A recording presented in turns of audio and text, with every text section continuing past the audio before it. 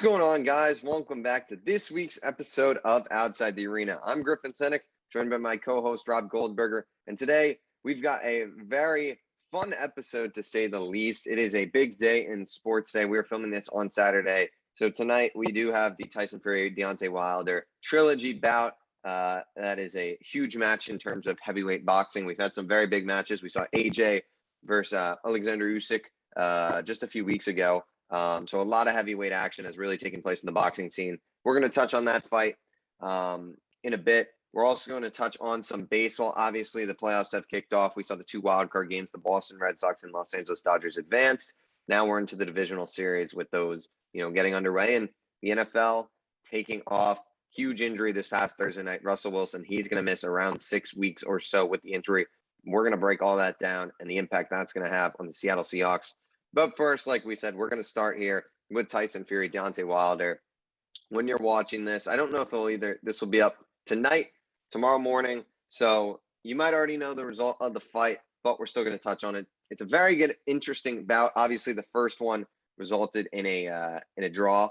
Many people thought Fury won that fight. Obviously, there's that instant iconic moment where he got knocked down in the 12th round and rose up like the Undertaker. And then in the second fight, it was total domination.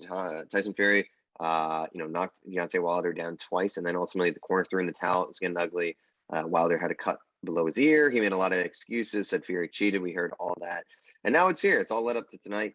Tyson Fury, Deontay Wilder, the third. Tyson Fury is the heavy betting favorite, rightfully so. He is never lost in his career. So, Rob, do you think that changes tonight? Do you think this is the night that Tyson Fury will get that first career loss? No, I think Tyson Fury's got it tonight. I'd like to see Deontay win. Just, I guess, he's got the American aspect of it, but it's really tough. I mean, Fury's the best in the world, I think, by such a large margin.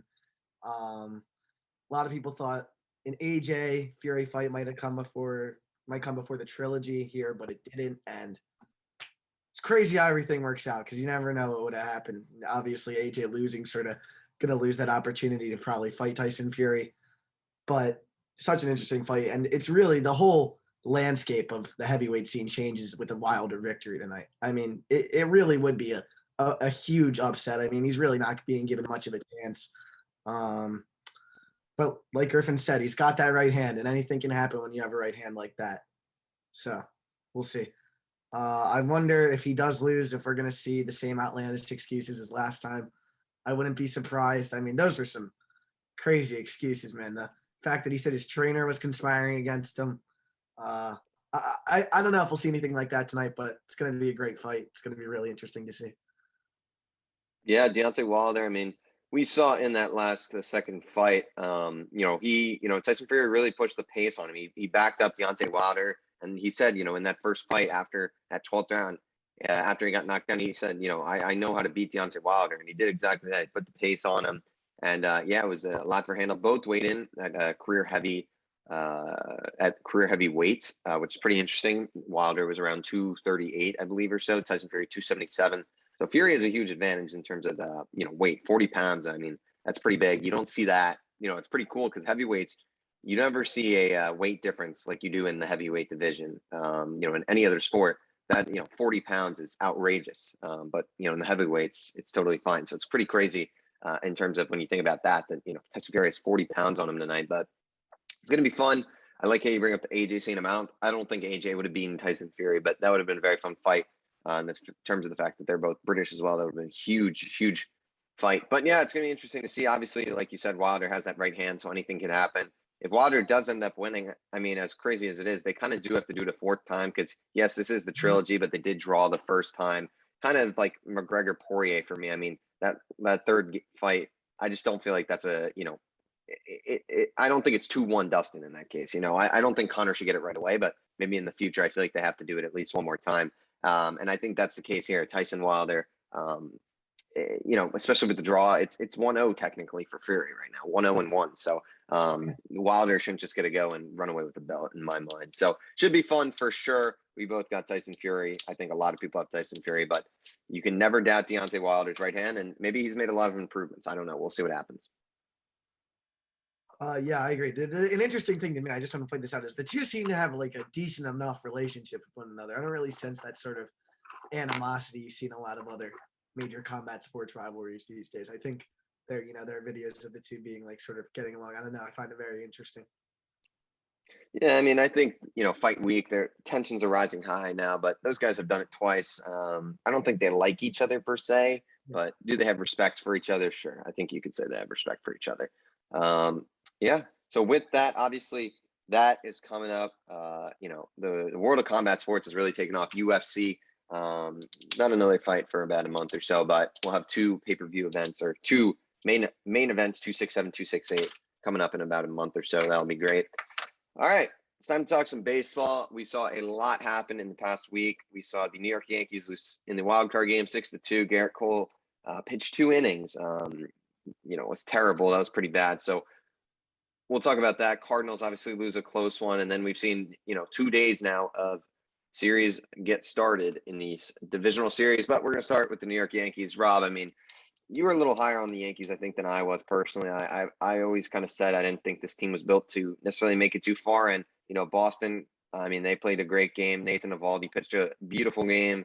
Can't say the same about Garrett Cole. So what were your thoughts on this game on the New York Yankees and where they can go from here? Yeah, I mean, I don't know. The $324 million man did not show up, but I mean, the whole team, it made you sort of realize the postseason. The whole team is really Judge and Stanton, and then a bunch of other guys. At least this year it was. Maybe different next year, but that's really what it was when it came down to it in the postseason. I do want to give you credit though. You did say that they were really not a good baseball team, and you really did not think that they were built to win, and you really were firm on that the whole sort of summer. So I do want to give you credit there. But yeah, just not a Garrett Cole fell flat, which is not a sentence you expect to hear. When that happens, it's hard to win. I mean, simple as that. When Garrett Cole falls flat, it's hard to win. Yeah, I mean, Garrett Cole, that's unacceptable. And, as a Mets fan personally, I know we've heard the name Garrett Cole and Jacob deGrom in the same sentence recently. I never want to hear that again. That's just disrespectful to Jacob deGrom. Garrett Cole is, I don't even think people think he's the consensus number two. I don't, after a performance like that, you can't say that. Sure, he's an all-star caliber pitcher. He's an ace, a great pitcher. But I don't know. I mean, I just think this guy has had a lot of bad games this year. He pitched a great season, pitched a 3.2 ERA or something like that, 3 ERA. But I don't know. It just felt like he couldn't get it done, and to do something like that, that's embarrassing. You can never come back from that. That is a horrific start. And the New York Yankees, like you said, I mean, this is just how they are right now. A lot of underperforming. I mean, that's kind of reminds me of the New York Mets in a way. A lot of guys who people were high on, they just didn't perform. Gleyber Torres is one of those guys. Looks like he is just hit a standstill in his career. You don't know what he's going to do. The rookie year, he was in 30 homers. Now he can't hit the ball at all. Gio Urshela, good defender offensively, took a step back. DJ LeMahieu looks like he's on a decline potentially. Rizzo, solid piece, but Luke Voigt was so good for them. Honestly, I think it's hurt them that he's played less. I don't know why he was never in the lineup in those spots. Weird. Brett Gardner's just in there. I mean, it's a weird team. The rotation to me incomplete. I don't know where they go from here. We're gonna have to see what happens. I expect some change. I think Boone should be gone. Cashman, we'll see. But in terms of the team itself, I mean, do they bring back Anthony Rizzo? What's the deal with Luke Voigt, Gleyber Torres, Urshela? We have to see. This team needs pitching, though. That's for sure. Corey Kluber, I believe it was a 1-year deal. I might be wrong. Could be 2. But they've got to get guys for that rotation. The bullpen, they're bigger names back there. Some of them are starting to fade a little bit. They had a good bullpen, though. Clay Holmes, Jonathan Loziger really stepped up for them. So I'm interested to see what happens with them. But yeah, I think from the beginning, I've never thought that this team would be a serious threat in October. Very inconsistent. But like you said, Judge and Stanton reestablished himself as a superstar this year. You got to give him credit.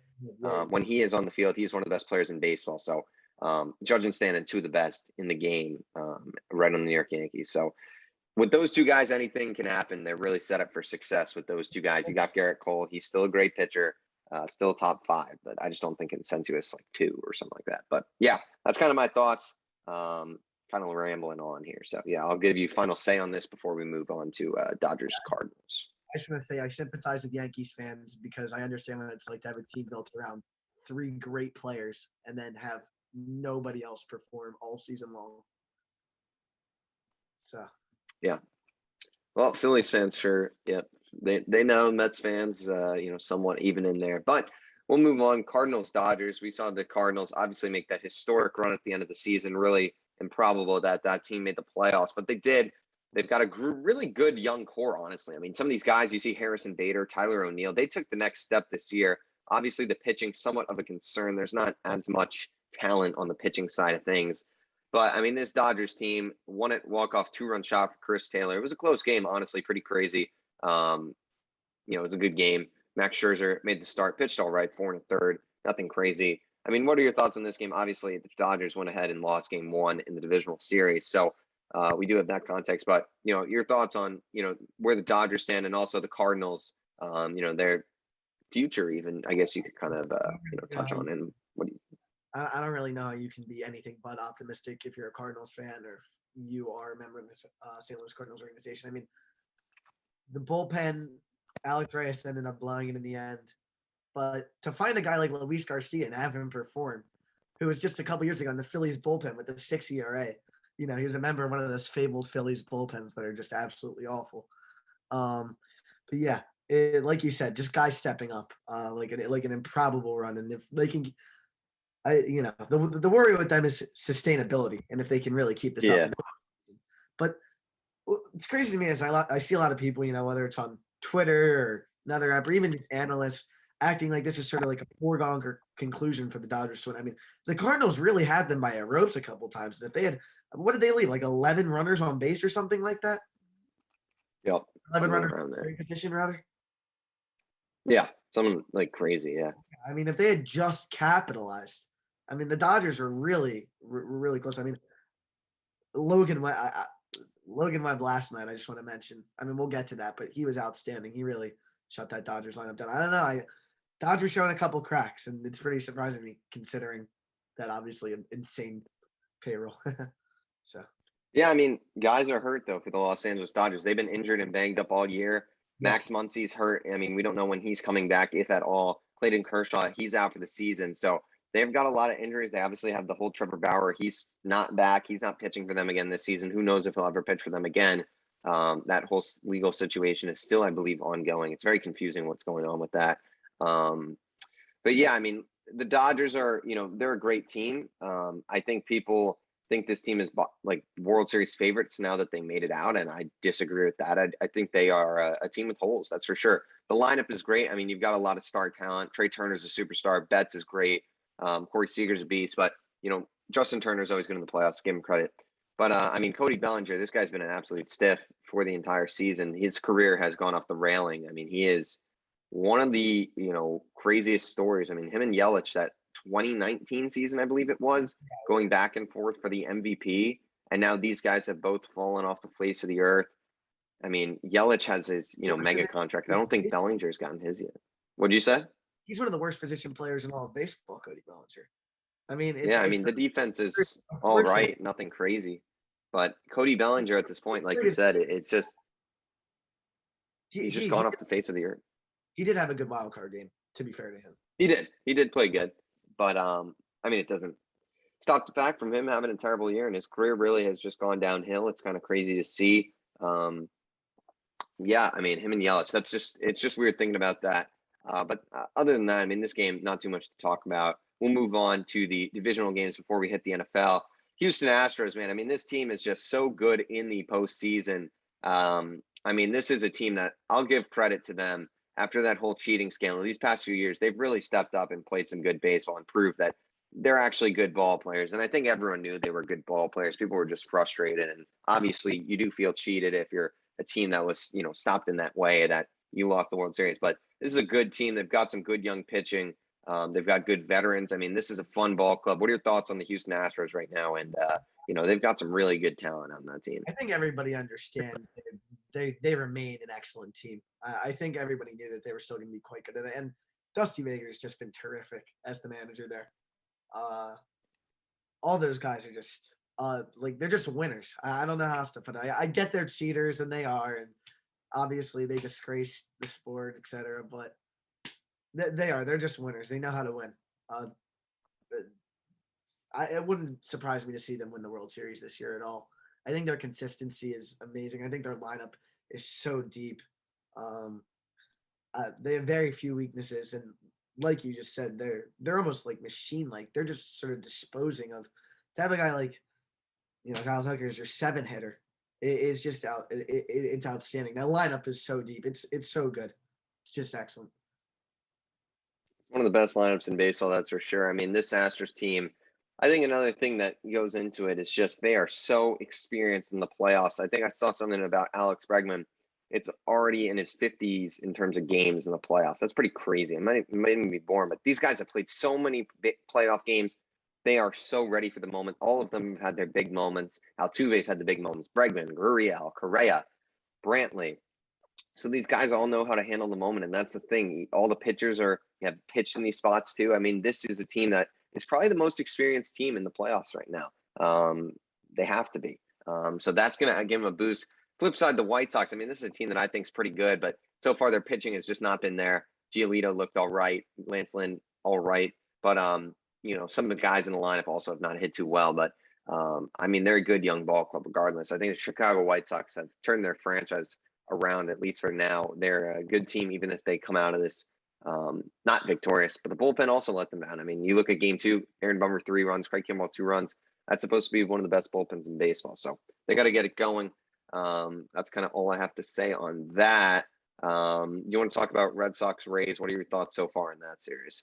Yeah, I mean, I'm impressed at the resiliency the Red Sox showed last night. I really thought it was over when the Reds scored 5 runs in the bottom of the first. But yeah, I mean, the Red Sox lineup was great last night. They really were. Getting one in Tampa Bay is really good. We'll have a conversation about the Trop and whether that should still be allowed. Whether the validity of that stadium, but very good for the Red Sox to grab a game on the road. And any Fenway, it's the ultimate advantage. So we'll see what can happen there. The Red Sox, notorious for the postseason magic. See if they can pull off a huge upset. I wouldn't be surprised. I really wouldn't be, especially if the pitching is there. And obviously it does need to be there, but the lineup, yeah. Yeah, I mean, that lineup is great. They've got so many superstars: Kyle Schwarber, Devers, Bogarts, JD Martinez, Verdugo's a beast, Hunter Renfroe. I mean, it's a fantastic lineup. The Rays are a very good team. I think Randy Arozarena, I mean, this guy is just one of the best postseason players in the world. It's pretty crazy. This guy, I mean, game 1 of the playoffs instantly is just stealing home, hitting homers. I mean, it's like the regular season, he was all right. He wasn't anything. I think a lot of people had higher expectations for him. But as soon as the playoffs hits, I mean, this guy's just on another level. It's pretty crazy. Tampa Bay, I mean, this is a very weird team. I think a lot of baseball fans, including myself, are very confused at how this team is so good. And it's all analytical. They are just so intelligent. But one thing that's going to hurt them, and I do not know if they can win the World Series because of this, I don't know if they can keep doing this bullpen stuff. I mean, they do not really have starters that they're able to go out there and roll with for 5-6 innings. And this connects to a larger issue with the Rays, I think. It's very impressive what their front office and what their coaching staff is doing with the thing, but ownership has to pick it up at a certain point. I'm sorry. And I know it's very common in the baseball community to praise the Rays, so they're going, and rightfully so, but that doesn't mean we have to praise ownership. I mean, I think ownership has sort of been lacking. And I think it can be scary what the Rays could do with any sort of financial backing whatsoever. So like you said, with the bullpen issue, I think it just lends itself to that larger issue of the Rays owners not spending the money they need to. And like I said, I'm not slating the front office of the coaching staff because what they've done there has been amazing on such a tight budget. But yeah. Yeah, I mean, the Rays have, I mean, you just think if this team has the ability to go out and sign some of the best pitchers in baseball, what would happen? But I think that the key for, if their guys in the bullpen aren't pitching well, it's not going to go well. And obviously you had Glasnow, he got hurt. That's super unfortunate. But this team has moved away from their starters. They did not hesitate in trading Blake Snell, which, look, they made the right move. They, respect to them. They didn't re-sign Charlie Moore. And I mean, there's guys who have been last year. I mean, when their World Series run, they had a very good big 3 in that starting rotation. They had 3 legit starters. And now you're looking at it, they're starting Shane McClanahan and Shane Baz game 1 and game 2. These are, it's pretty crazy what they're doing. I don't know how this team is so good. respect to the Rays. I mean, this is a very good ball club, no doubt. They've got position players who are very underrated. Brandon Lau specifically, I think, is super underrated. Wander Franco, young beast. Mike Zunino's a very good power hitter. So we'll see what happens. I'm very intrigued by that series, that's for sure. I think Boston might be able to win it, though. I'll be honest. I think Boston's in a good spot. If Yeah, that offense is going, I think the Rays are in some serious trouble. agree. Quick question: Wander Franco, top 5 player in baseball. When? How many years from now? Gonna be It's tough because I'm going to be honest. I don't know right now. Getting there is very hard because you got to look at some of these young players. true. You've got Mike Trout, who's still going to be there, but he is injured. You got Ohtani. You've got, Juan Soto, who I think might be the best player in baseball, to be honest. You've got Fernando Tatis Jr. He's a beast. Ronald Acuna's very young. DeGrom has to be up there right now, regardless of the injuries. Vlad Guerrero, not top 5, but very good player as well. I mean, there's just so much talent right now, especially young talent. So to pinpoint a specific time, I mean, he would have to pass 1 or 2 of those really good, talented ball players. I don't know. I think it's going to be very hard for him to be top 5, top 10, maybe in 2-3 years, potentially. The upside's there. But I mean, top 5, he's going to have to be a full-on superstar to be a top 5 player. I mean, I think it's definitely possible to do this in his rookie season, man. I mean, he's absurd. He's absurd. I mean, obviously, the contract he's going to get is going to be. Did they already sign him? Do you know? I think he has maybe like a 6-year extension. I'll look it up. I got it. No, I think. Oh, super prospect Wander Franco wants a $300 million contract on his table within 4 years. So that'll be interesting whether the Rays pay that. That'll be interesting. That'll be interesting. Wow, that's funny. All right. Well, moving on. I mean, Wander Franco, you got to look 3.5 WAR player. He played a few months. Like, it was a very good rookie season, but it wasn't unworldly. Like, he was very good he got on base, so that's for sure. But there's still room for improvement, obviously. But he's only 20 years old, so pretty impressive, no doubt. We got to talk about the Giants, Dodgers. I mean, the Braves, Brewers. I don't know. It's been the second game's on right now. I feel like that's kind of a lull series. To me, I think the Brewers are going to win that series. I don't think the Braves are really built to win in the playoffs. The Brewers are a very good team, especially with that big 3 in the rotation. So I'm expecting the Brewers to win. If you want to say something about that before you talk about Giants, Dodgers, go ahead. But Giants, Dodgers, I mean, Logan Webb, he looks like an absolute stud. This guy has emerged as one of the best young pitchers in baseball. What a stellar performance last night. And on the flip side, Walker Buehler gave up 3 runs. He's looked a little shaky as of recent. Not the best start. Giants, I mean, this team just continues to find a way to win baseball games. They have to have a deal with the devil at this point. It's absurd. This team is. How did they get Brand? Did they transform Brandon Crawford? Did they take his 2012 self and put him in 2021? Him and Buster Posey, obviously last night at home runs, but they've been outstanding the entire season. They really have been. Gabe Kapler, I don't know how he just won 107 games and just went up on the Dodgers. But this has been the story of the San Francisco Giants season. Just guys stepping up when they need to. Logan Webb, not only going 7 2/3 scoreless, but preserving that bullpen is just the importance of that cannot be stressed enough. The Giants, I actually picked them to win the World Series before the postseason. I don't know how that pick's going to be, but I'm not going to waver from it. I think they're very deep. I think they're very good. And I think I've seen teams like this all across multiple sports, if this will make sense, where they just catch fire and the vibes are just sort of there for a championship team where it's like, I don't really see anyone sort of defeating them. Yeah, I think the Giants are a very good baseball team. The fundamentals are incredible. I know they had 2 errors last night. This is a team that rarely makes errors. They hit the baseball. They've got veterans galore. Every player on that roster is worthy of playing and will play during these playoffs.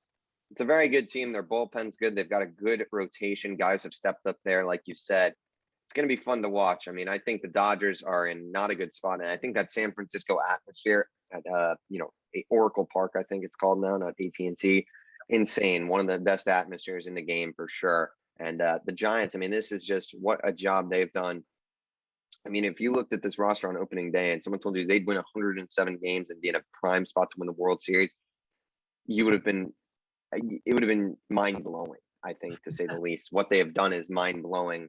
All props to them. No one saw this coming. I still don't even believe when I'm looking at this 107 and 55 record, and I don't even believe it right now. It's insane. Right? I'm still in shock. I'm still I, waiting for this team to fall apart, and it's just insane. I used to do a thing like a game with myself for the summer. Like, I wonder how long like the Giants can keep this hold on the NL West. Like, I wonder when it'll last. Like, I was like, if they get to September, the beginning of September, it'll be pretty impressive.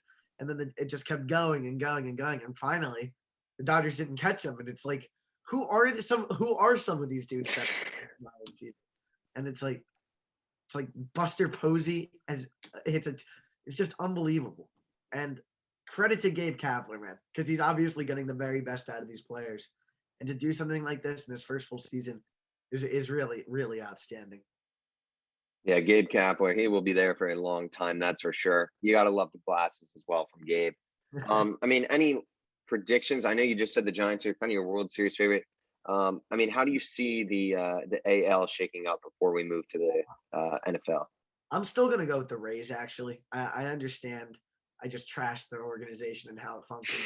I still think they're an excellent team. I think it'll definitely be Rays Astros, but I'm going Giants over Rays in the World Series. That's my prediction. That's fair. I mean, I think it's going to be interesting. I'm going to go Astros to make the World Series. I think that team is just so experienced, so talented, and they've got a good front of the rotation, which I like. I know the Rays are just, to me, I just don't think that playoff, I don't think that pitching is sustainable for the entire playoffs the way they're doing it. I'll be honest. So I'm going to go with the Astros. I think the Rays will probably squeeze in, but honestly, I might see Boston in there. I really do think Boston can win this. If game 3 will be so crucial. I think whoever wins game 3 is probably winning that series. But it'll be fun. I got Astros. And then the NL, honestly, I mean, I'm kind of thinking that, the Milwaukee Brewers are a very good ball club. This is a team that is very underrated, and pitching wins championships. And I think this is a team that is in a very good spot right now. I think them and the Giants are the top 2 teams in this playoff push in the National League. To be honest, I don't know which one I'd pick. Honestly, I think the Brewers might make the World Series. It's kind of crazy to say, but this is just such a good rotation. And I think if those guys catch fire, there's absolutely no team in the world that can stop them right now in these playoffs. So Astros Brewers, I guess I'll go with as a prediction. Weird to say that out loud, but I'm going to go with it. And Yeah, I'll go who do I Giants. take? I'm going to take the Astros. I think the Astros are going to win the World Series this year. Actually, yeah, I'll go Astros. I'm going to take the Astros to win the World Series. I'm going to go with the Giants to win it all, and Giants Rays in the World Series. Well, we'll see what happens with that. But sure to backfire on me. That's sure to backfire on me. Yeah, I mean, the Dodgers could easily win that series. That's for sure. We'll see what happens, but we are going to touch on the NFL. We're not going to talk too much about the games on last week. Don't want to make this episode go too long. But we will touch about the Thursday night game and then give our predictions for the week. So obviously we saw the Rams win this one. Matthew Stafford, honestly, ever since I said he was the MVP favorite, he has played like utter trash. So pretty funny to say the least. But let me just say, Darrell Henderson, this guy's emerging as a potential stud RB. He is a monster, little banged up. Robert Woods finally got involved. Cooper Kupp looks great. And obviously the real storyline here, Russell Wilson, he's going to be out for 6 weeks. Obviously the Rams, we don't really have to talk about them. I feel like we both agree that they're a top 2 team in the NFC and whatnot. But Seattle, I mean, they're 2-3 right now. And Russell Wilson's going to be out for 6 weeks. What do you see happening with the Seattle Seahawks right now? Plainly, I think they're screwed. I really do, especially considering they don't own their own first-round pick this year. Really not good. The Jets. Yeah, the Jets, which that is looking like an all-time heist by the Jets. That the Jamal Adams trades, quite frankly, he's a very good player. I mean, obviously everybody knows that, but he's not a safety. I think people have kind of come to that realization. And it's always a little questionable to me when teams trade more than 2 first-round picks for a player that's not a quarterback, considering sort of the math and the analytics say that it's really not worth it unless you're getting a quarterback back because they are sort of the game changers. But yeah, I think the Seahawks are screwed. I mean, I like Geno. I mean, I don't think he'll be like the worst quarterback in the NFL, but they're going to be bad. they're going to finish last place in that division easily. And I think they even Mhm. really could finish with like a top 12 or 13 pick, especially if they're like 2-8 or 9 or something. And if they really do lose all these games and that they're 2-8 or 9 or 3-7, I could see them just not playing Russell the rest of the year to be cautious and whatnot. Yeah, I mean, the Seahawks, like you said, they're just screwed. I mean, Chris Carson's already dealing with injuries, and now you got this. And Geno Smith, I mean, look, he looked fine, but it's not gonna. I mean, that's kind of just the one like little magical spree I think we're gonna see. Geno Smith is not very good. He's gonna be sprung into a spot that he probably didn't expect to be thrown into. I mean, this is Russell Wilson's a guy who's missed like 6 snaps over the past like 5 years or something like stupid like that. I Zero mean, games, just man. ridiculous. He missed no games, so Geno Smith is, just not a good quarterback in my mind. This is not one of the better backup quarterbacks in this league. This is someone who's mid. He looked good, and he does have some weapons. All right. Yeah, I mean, I think this is a very weird spot. Geno Smith, I'm not too confident in him or in the Seattle Seahawks, and they're in the toughest division in the NFL, arguably. I think they're screwed, like you said. We'll see what happens.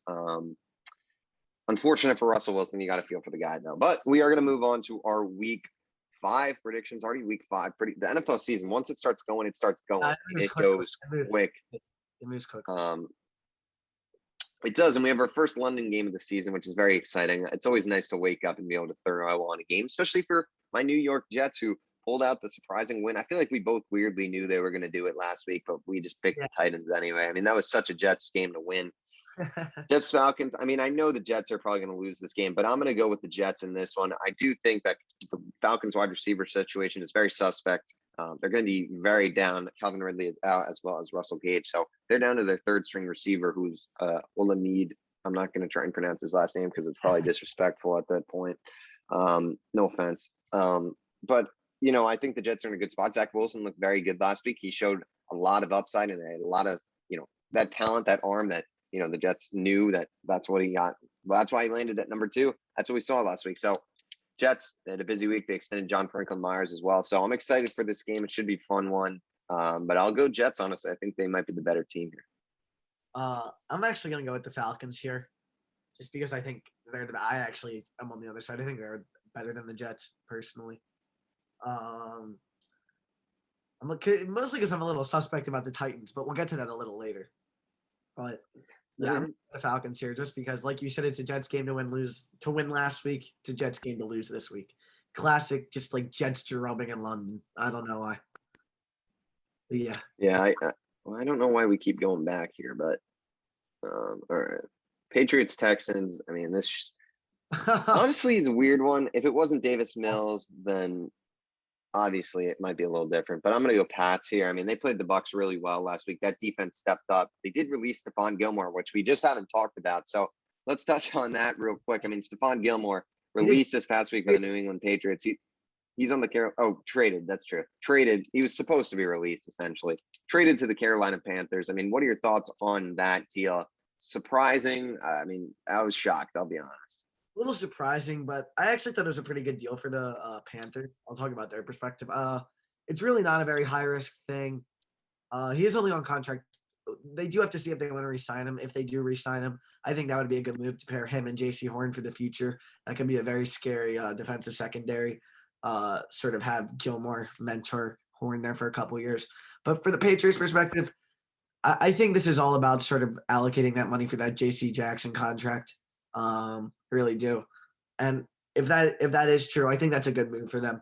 I sort of understand. I think the franchise and Stephon Gilmore, who's a player who still he probably believes that is at his peak. He wants to compete for championships. And the Patriots, who Bill Belichick kind of realizes this might be not a year where the Patriots are going to be among the top teams in the AFC, and sort of just have them go in 2 different directions and sort of secure their cornerback in the future with J.C. Jackson.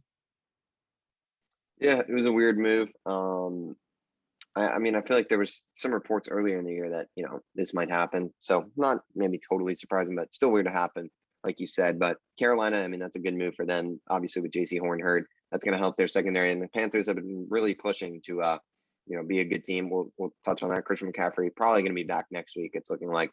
But what are your thoughts, Pats or Texans, on this one? I'm assuming you're going New England. Yeah, I'm going with the Pats. Sorry, Okay, I sounds just thought good. it was obvious. I'm not gonna pick any team with Davis Mills. At quarterback. Oh my God, I don't know why I keep. This is getting annoying. Maybe this will do it this Don't time. click on it. Lions, Vikings. Don't click I on it. picked Just the Lions last. scroll. Yeah, I don't know. Is oh, this is just a pain. It's not working today. I don't know. Screw this. Lions, Vikings. I mean, I'm gonna go Vikings. I'll be honest. I think the Vikings are a good team. They had a bad week last week. I think this is a pretty easy pick, honestly. Lions suck. I mean, I'll be honest. They're a very bad team. I thought they were better than they were in last week against the Chicago Bears. They proved that they're a sub-3 team in the league. So I'm gonna go Minnesota Vikings. I think they're better than their record shows. They had a tough week offensively, but this week, great week to get going against a very bad Lions defense. Yeah, I'm gonna go with the Vikings. No, I'm not even gonna elaborate. I'll lead into the next game though. I'm gonna go with the Birds actually this weekend. I don't know. They played the Chiefs close. That score really was not indicative of what happened. I mean, they were down 5 with about 6.5 with like 7.5 minutes left in the fourth quarter. We're just really, really, really, really bad in the red zone. Um, I'd like to see Miles Sanders get involved more, but I think the Panthers are fraudulent. I really do. I really think they're not good. And I'm gonna go at the Eagles. This is gonna look good. I'm actually like 100% confident we're gonna win this game. 100% confident.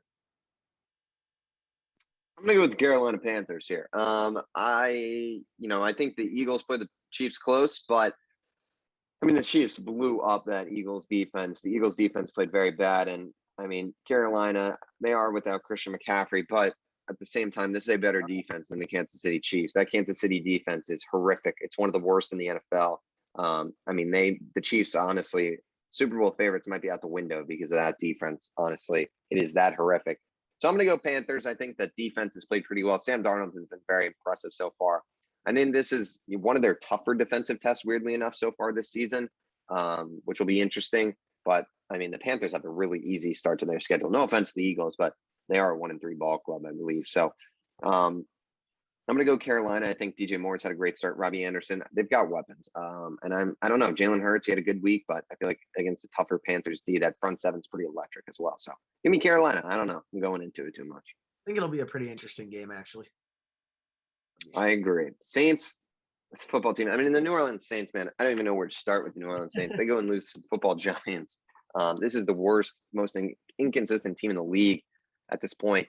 But I'm going to pick them this week. I think it's one of those weeks that they're going to go ahead and win. Washington, they are 2-2. They had a nice comeback win against Atlanta. But I don't know. I think the Saints it's just one of those weeks where we're going to see them have a very good week. Jameis Winston, I mean, he's been inconsistent. Alvin Kamara had 0 targets last game. I don't know what's going on with that. That to me is mind blowing that this guy is not, one of the best receiving backs in the league. Doesn't have a single target. That's very confusing. Saints defense is all right, not that amazing. But Taylor Heinicke shouldn't pose too much of a threat. Terry McLaurin, though, definitely a guy to look out for. But I'm going to go Saints. But this game could go either way, that's for sure. Yeah, I'm going to go with the Saints as well here, mostly just because I dislike the football team. But yeah, like you said, this is going to be a game where the Saints just like blitz them in the first quarter and then cruise to a victory. I don't know. Like you and I said, we said it after week 1. This team reeks of inconsistency. Absolutely reeks of it. And I think Washington really isn't very good. I think the Saints, and I think the QB play from New York, I can't believe I'm saying this. I can't believe I'm giving Daniel Jones praise. Daniel Jones is very good last week. He really was. But Daniel Jones, I think, is much better than Taylor Heinicke. I think the Saints will get this done. Yep, I agree with you there. Titans, Jags, we'll both go Titans, I'm sure. Yeah. Maybe not. Yeah. Titans, though, they looked bad last week. Obviously, their top 2 receivers were out, but Ryan Tannehill has not looked particularly good this year. He has really struggled, to be honest. And that defense is very suspect, but they do have a nice matchup this week against, Urban Meyer and the Jags. I mean, what is going on down there? This is just the worst team in the league. I mean, it is a disaster going on with Urban Meyer at the bar. What a joke at this point. They'll lose. They'll be one of the worst teams once again. Urban Meyer will be fired by the end of the year or at the end of the year. This will be Titans in this one. But Titans, this division sucks. I'll be honest. It's the worst division in the NFL. No, it's terrible. And Jaguars are just people. A lot of people could see the Urban Meyer going south. I just don't think a lot of people saw it like this. Yeah. it has gone south quicker than a lot of us expected. This next game, I mean, do we even have to talk about it? This is Bucks easy. This should actually be a blowout. I don't know though. Last week was weird, but Brady, I think, was feeling the pressure, and it was a weird game. It was raining, very high pressure situation. Weirdly enough, for a regular season game. Yeah, I'll go with the Bucks. Enough said. Yeah, which is good. The Eagles might turn that pick into a top 5 pick that they got for exchanging Waddle and for Smith in a top 5 pick. I got to tell you, I like that deal a lot. Kind of crazy that the Dolphins gave up a first rounder for Yeah, to move up. And the funniest part was that some Eagles fans were mad at the time, and I was thinking, what if the Dolphins are really bad next year? We could have like a top 5 pick or something. Yeah, Might be the case. very interesting. Packers Bengals. Packers have proven themselves after that week 1 debacle, so I'm going to pick them here. Bengals have showed up, but this is going to be a rough game, I think, for them. Jair Alexander was placed on IR today, so that will be a big loss, especially going up against a good receiving corner that the Cincinnati Bengals do possess. But Aaron Rodgers, he's got it going. Devontae Adams, expect him and Aaron Jones to have good games. I mean, this is a great offense. They did just sign Jalen Smith as well, who was released by the Cowboys. So we'll see if he is able to get some snaps. I don't know if he'll be fully acclimated to the playbook yet. So we'll see what happens. But I'm going to go Packers in this one. Yeah, I'll roll with the Packers too. I think the Bengals suck. I like people were like getting excited over a comeback last second win over the Jacksonville Jaguars. Come on, they suck. I think Joe Burrow is pretty good, but I really don't think the Bengals are very good at all. And I'll just lean into us in the next one. I'm gonna go with the Broncos here. Just lean into that AFC North thing. I think the Steelers might be even worse than the Broncos. We talked about it last week, but Ben Roethlisberger must have some sort of compromising photos of Mike Tomlin and Matt Canada to be able to continue starting, because it's almost ridiculous at this point. There might be 40 quarterbacks in the league that are better than Ben Roethlisberger right now. It's almost malpractice that they're starting him at this point. I saw something that said the Steelers will not bench Ben Roethlisberger no matter what, apparently this season, which is pretty funny. I am going to pick the Steelers in this game, though. It is a home game. I think that Steelers defense is very underrated. Teddy Bridgewater, I believe, is out. I could be wrong. Let me look that. Yeah, so he's out. Drew Lock. I mean, we'll see what happens. But, I mean, look, I'll be honest. Najee Harris looks very good, and I think Najee Harris could be in for a big game. I know the Broncos have a very good defense, but Najee Harris is a very strong running back. He's impressed so far. Deontay Johnson, another guy who's looked good. I mean, I don't know. I think it's one of those gut feelings. I think the Pittsburgh Steelers will find a way to win this game. And Denver, I mean, I think they're a solid team, very good defense, but I don't know. I think after last week, I'm just not as high on them. I think they'll be mid. I think they'll be like a 500 ball club or so. All right. Yeah. So Bears, Raiders. I'll go with the Raiders here quite easily. Justin Fields showed some good things last week.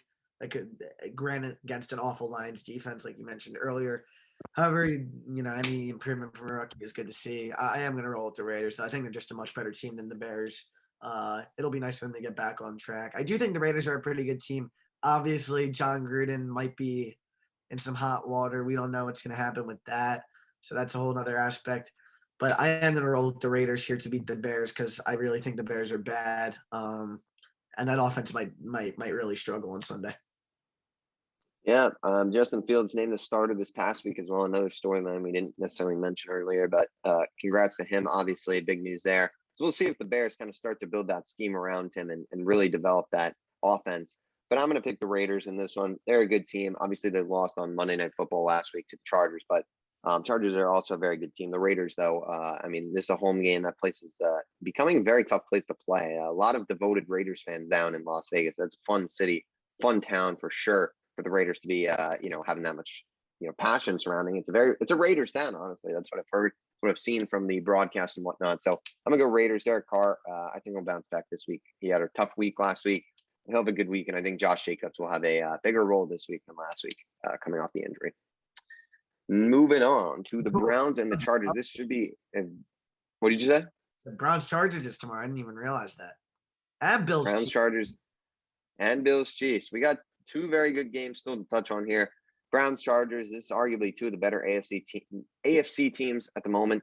Chargers and the Browns both 3-1.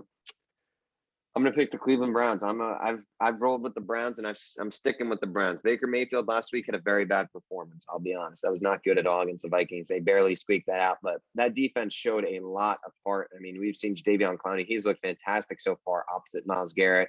His defense has played really well. Greedy Williams has been healthy. Grant Delpit is on there, and that's the key: health for this defense. They've seen guys healthy. That D-line has looked great. And I think the offense will get going. I think that rushing attack is the best in the league. Nick Chubb, Kareem Hunt, what a duo those two are. So we'll see what happens. I mean, you hear this week Odell Beckham's been playing with like a torn shoulder tendon or something like that for 10 years. I'm like, I don't know the validity to that necessarily, but him and Baker both banged up apparently. Kind of weird and crazy, but yeah, is what it is. I'm gonna go with the Browns in this one. Yeah, I'm gonna go with the Los Angeles Chargers here. Didn't really like what Baker showed last week at all. I think the Chargers have a lot of momentum coming off 2 huge divisional victories. It's unfortunate that they won't have a home field advantage. I mean, that place will probably sound just like Cleveland tomorrow, but I am going to go with the Chargers. I think they're an excellent football team. I think Justin Herbert is, I've said it so many times on this podcast, but I think he's an otherworldly quarterback. And I think Brandon Staley is really, really good at his job. I think, I'm not sure if you've seen some of his post-game press conference clips, but they've been really insightful and really good. I think he's very good at his job. I'm going to go with the Los Angeles Chargers here, and I think they might even be the second best team in the AFC. I still do think. I'll just say this for later, but I really think the Los Angeles Chargers are excellent. I do, and I'm going to pick a victory for them tomorrow. Very bold take there. I'll be honest. Chargers second best team. They're a very good team. Not everything can be straightforward. Got to spice it up sometimes. I like it. Moving on to an NFC East matchup, Giants-Cowboys. I'm going to go Cowboys here. This shouldn't be a particularly close game. That Cowboys offense is unreal. This team is very good, and the defense has played very well. Trevon Diggs, what a story so far. I mean, not even a story, but just what a performance so far. 5 interceptions in 4 games. This kid looks like he's legit, and he's developing into one of the premier cornerbacks in the NFL. So Dallas, I mean, this is a good ball club, very good offense. They should easily win the Giants, but against the Giants, my words are all mixed up today, but I'll give credit. Daniel Jones so far, first 4 games, like you said earlier, it's been very impressive. He is clearly potentially taking a step forward.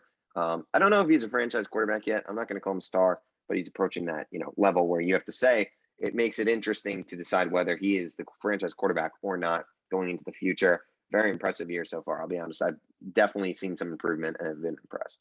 Yeah, I think that's another major storyline to watch. I think there's not really too much doubt that the Dallas Cowboys are going to win this game. Obviously, the progression of Daniel Jones is going to be a huge storyline to follow.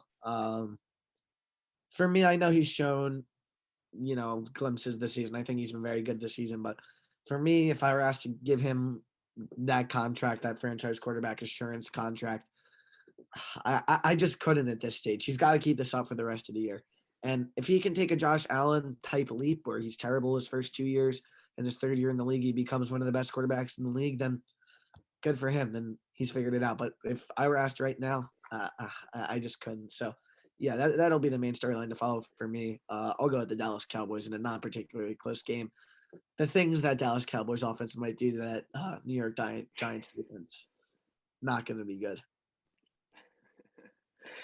Moving on to the next game, Niners-Cardinals. Trey Lance set to make his first career NFL start, but that doesn't matter to me. I'm taking the Cardinals. This is the team that I predicted to beat the Rams last week, and they did. And the Cardinals are shocking a lot of people. I think this is a very good team. That defense is underrated. It's a good unit, and they've got a very good offense. Kyler Murray emerging as one of the premier quarterbacks in the NFL. And they've got weapons. They've got D-Hop, obviously, but the thing that's different this year is the plethora of other guys they have. They've had Christian Kirk, but now they've got A.J. Green. They've got Rondale Moore. They're using Chase Edmonds, James Conner. It's a lot of guys are involved. Max Williams even. So a lot of guys involved. It's been a good offense. Defense is playing well. Give me the Cardinals in this one. It'll be interesting to see how Trey Lance does, though, in his first career NFL start. Yeah, I'm going to go with the Cardinals. I mean, Kyler has been just unbelievable so far. He's been so good. he's taking the leap that I was just talking about with Daniel Jones. He's taking that leap to the one of the premier quarterbacks in the NFL. But it's going to be a pretty hostile environment for Trey Lance making his first career start. I actually think he might play well. I think that Cardinals defense is a little bit suspect. I mean, they played pretty well last week, but I'm going to go with the Arizona Cardinals here. I think it might not even be a particularly close game. That offense is pretty special. So No doubt. Two offenses. I cannot get the words out today. I don't know what it is. Bills, Chiefs, two great offenses, and one pretty good defense and one horrible defense. So I think that's going to be the story. I'm going to go with the Buffalo Bills in this game. I think the Bills are a pretty good team. I mean, the Chiefs' offense is definitely the best unit in this, in this game. But I think the Buffalo Bills have the pieces to stop the Chiefs, and I just don't think that Chiefs defense is going to be able to stop Josh Allen, Stephon Diggs, and all those guys. We've seen Zach Moss. He's really looks like he might have taken a step forward. Him and Devin Singletary have done a good job of this, the group, the running backs. And that's been the problem with the Buffalo Bills in offense. That's been why it's not been a premier offense in this league. Not premier, but not like top three per se, potentially, is because they didn't have a rushing attack.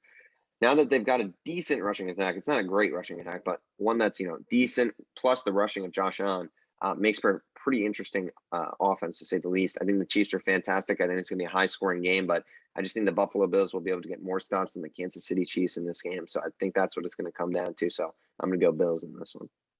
You know my story. I'm not picking against the Chiefs at Arrowhead. Just never going to happen with me. I know the Chargers beat them there a couple of weeks ago, but yeah, I mean, this is just a game where I could see the Chiefs putting up like 40 points. That offense, just watching them in person gives you like a whole nother appreciation for them. You realize just how good they actually are. I mean, they're a well-oiled machine. I mean, Patrick Mahomes is just the guy is I said it to describe Herbert earlier, but he's an otherworldly quarterback. I mean, he's the best quarterback in the NFL, I think, by such a wide margin. And I think that'll be the deciding game between two elite teams, which I think both of them are, despite the Chiefs' very real defensive struggles. I think the team with the best quarterback, to me, usually prevails in those struggles. We saw it last year. I'm going to go with the Chiefs here. Never going to pick against them at in Arrowhead. That's fair. You can't really go too wrong with the Chiefs ever. But that defense is very suspect. We got to see some better play from them. Last game of the week, Colts Ravens Monday night in Baltimore. Lamar Jackson, they've played pretty well. They just wouldn't beat the Denver Broncos. So I'm going to go with the Ravens here. The Colts obviously did pick up a nice first win last week. Keeps them right in the AFC South hunt, to be honest, with the Titans losing as well. So Colts are right in it for that division title, which will be, maybe 8 or 9 win team. But I'm going to go Ravens here. I think this is a better team. I think the Colts defense has played very bad this year compared to last. So it's taking a step down. I think Lamar Jackson is going to have a field day in terms of, running the football. And I think we'll see Mark Andrews, Marquise Brown. I think Mark Andrews will get a touchdown this week. I think we'll see him get on the board. Yeah. Sorry, you cut out for a second there. But I know. I could tell. I'm going to roll with the Ravens here as well. This game's not going to be close at all. Wentz, I think they're not going to win anything with him at quarterback. You know how I feel. I mean, I picked against them every game this year so far. I'm going to pick against them again. This is going to be a blowout, in my opinion. I hope it is anyway. And I hope Carson Wentz doesn't get hurt so we can get that first-round pick. And the possibility of 3 top 10 picks remains, Griffin. It does. And you know what I heard? I hear Russell Wilson. He might be asking out again this offseason. I'm not sure a team can put together a better offer than 3 first-round picks. 3 top 10 picks, I should. I don't even know if you'd want to give up all that, to be honest, for Russ. I don't know if you guys are championship contenders at this moment, and maybe. Like that he would be difference. Maybe I'll be honest. I don't know if I do that. 3 top 10s. I don't know. That's something else. Maybe not. Maybe 2 top 10s and a second or something like that. I don't know. Not the best draft class, though. I will say that this isn't the year to have 3 top 10s. Yeah, quarterbacks are terrible, and yeah. Quarterbacks. There's definitely some elite players. You got. Vidabo, I don't know how you pronounce his last name, from Oregon. You got Derek Stingley, the Buckeyes wide receiver. So there's some guys here and there, but it's not the best draft class. I feel like last year's was probably more top heavy. Yeah, definitely. But three top 10s would be pretty special, no doubt.